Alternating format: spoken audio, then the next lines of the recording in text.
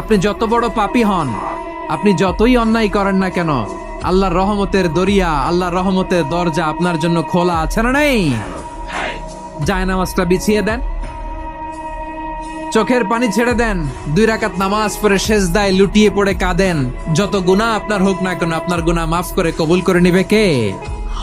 মুবাশশিরাম বিরাহমাতিল্লাহ, বিশ্বনবী তিনি সুসংবাদদাতা, বেয়ারার of glad tidings, সুসংবাদ দেন।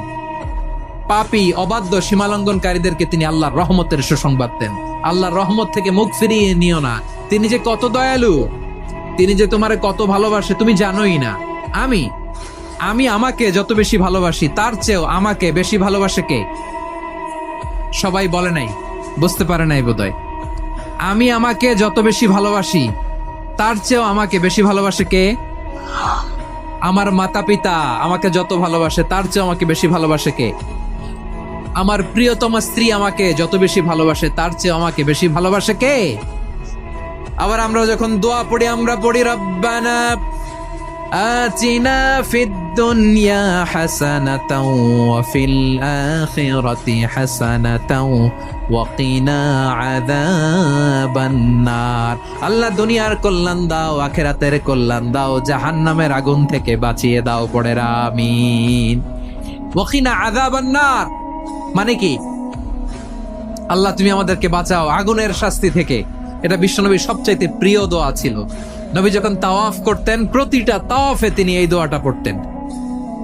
রুকনে ইয়ামানি থেকে হাজরে আসওয়াদে যখন তিনি যেতেন, এই দোয়াটা পড়তেন, রব্বানা আতিনা ফিদ দুনিয়া হাসানা ওয়া ফিল আখিরাতি হাসানা ওয়া কিনা আযাবান নার। আল্লাহ দুনিয়ার কল্যাণ দাও, আখিরাতের কল্যাণ দাও। আল্লাহ জাহান্নামের আগুনের শাস্তি থেকে তুমি আমাদেরকে বাঁচাও। আওয়াজ করে সবাই পড়ুন আমিন। জাহান্নামের অবস্থা এত ভয়ঙ্কর হবে, জাহান্নামের ভেতরে লক্ষ লক্ষ কোটি কোটি কাফের মুশরিককে দেওয়ার পরেও জাহান্নাম বলবে হাল মিম মাজিদ, আরো আছে নাকি, আরো দাও। কোটি কোটি কাফেরের দল, মুশরিকের দল, সীমা লঙ্ঘনকারী দল, তাদেরকে যখন জাহান্নামে ফেলা হবে, বড় বড় পাথর খণ্ড জাহান্নামে ফেলা হবে, তারপরও জাহান্নাম বলবে হাল মিম মাজিদ, আরো আছে নাকি, দাও, আরো দাও, আরো দাও। আমার ক্ষুধা নিবারণ হয় নাই। জাহান্নামে তো উত্তপ্ত হবে, জ্বলন্ত হবে, ভয়ঙ্কর হবে। জাহান্নামের এক অংশ আরেক অংশকে খেয়ে ফেলবে। আল্লাহু আকবার। ফেরেশতারাও টালমাটাল হয়ে যাবে। জাহান্নামের রক্ষী ফেরেশতারা কি করবে তারা নিজেরাও বুঝতে পারবে না। কোটি কোটি মুশরিক কাফেরদেরকে জাহান্নামে নিক্ষেপ করার পরেও জাহান্নাম ঠান্ডা হবে না, শান্ত হবে না, বলবে হাল মিম মাজিদ, আরো আছে নাকি, আরো দাও। তখন আল্লাহ তাআলার কুদরতি পা জাহান্নামের ভিতরে ঢুকিয়ে দিবেন। সুবহানাল্লাহ পড়তে পারলেন না মজা করে?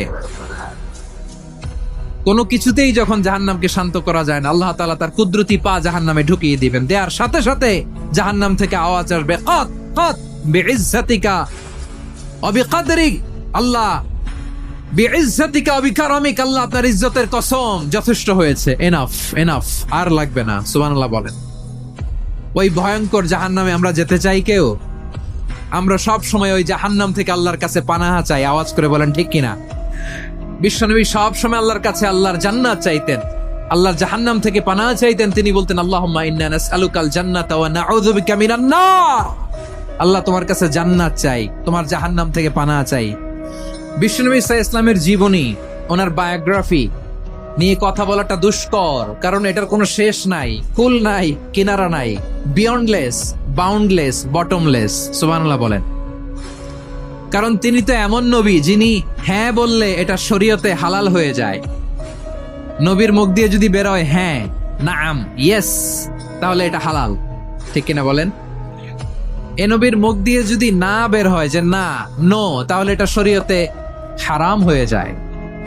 কেমন নবী আমরা পেয়েছি, যিনি হ্যাঁ বললে হালাল, না বললে হারাম, যিনি সাব্বাবা, এই আঙ্গুলি উপরের দিকে উঁচু করলে চাঁদ ভেঙে 2 টুকরা হয়ে যায়, যে নবী জমিন থেকে পা উঁচু করলে আল্লাহর আরশে মেরাজে চলে যায়।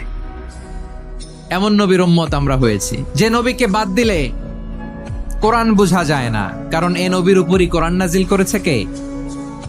এ নবীকে বাদ দিলে হাদিস বোঝা যায় না, কারণ হাদিস তো এ নবীর মুখনিসৃত পবিত্র বাণী। সুবহানাল্লাহ পড়েন। এ নবীকে বাদ দিলে জান্নাত চিনা যায় না। কারণ জান্নাত তিনি চাক্ষুষ দেখে এসে আমাদেরকে মেরাজ শেষে বর্ণনা করে শুনিয়েছেন। এ নবীকে বাদ দিলে জাহান্নাম চেনা যায় না। এ নবীকে বাদ দিলে আমার রবকে চেনা যায় না। ঠিক কিনা বলেন? তো বিশ্বনবীর 5টি বৈশিষ্ট্যের কথা আল্লাহ তাআলা এই সূরাতে উল্লেখ করেছেন।